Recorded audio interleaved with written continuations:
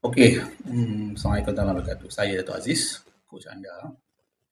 Alright, hari ni saya nak jawab sikitlah satu komen dalam video saya sebelum ni tentang overdraft sebelum start projek.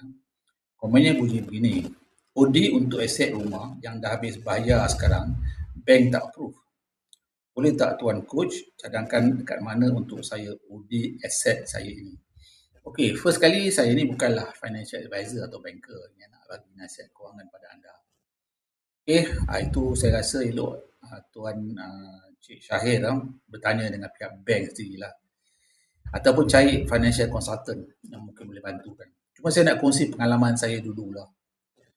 Dulu masa saya buat projek, saya rasa memang ada saya dapat OD, tapi OD yang saya dapat ni sebenarnya bercagarkan kepada cash yang saya ada.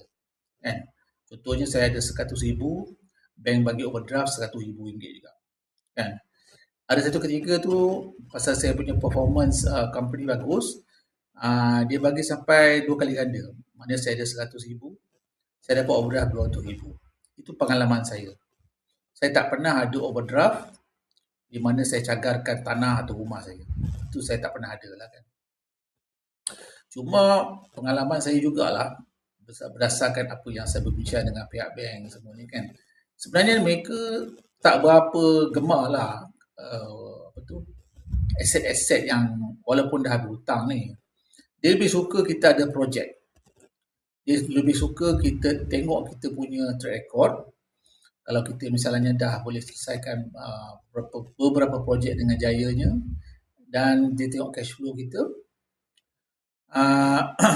Jadi combinekan track record kita, cash yang kita ada dalam tangan, dan kita bagi aset kita, biasanya dia orang akan bagi. Itu pendapat saya lah. Tapi apa-apa pun saya rasa Cik Syahir kena jumpa dengan pihak bank.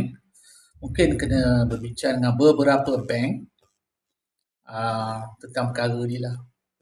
Satu lagi mungkin Cik boleh berbincang dengan agensi-agensi kerajaan lah. Contohnya macam MARA, Tekun, mungkin lah, saya kata mungkin mereka boleh terima cadangan. So hopefully dapat sikit banyak idea dari saya ya. Alright. Assalamualaikum warahmatullahi wabarakatuh. Bye-bye.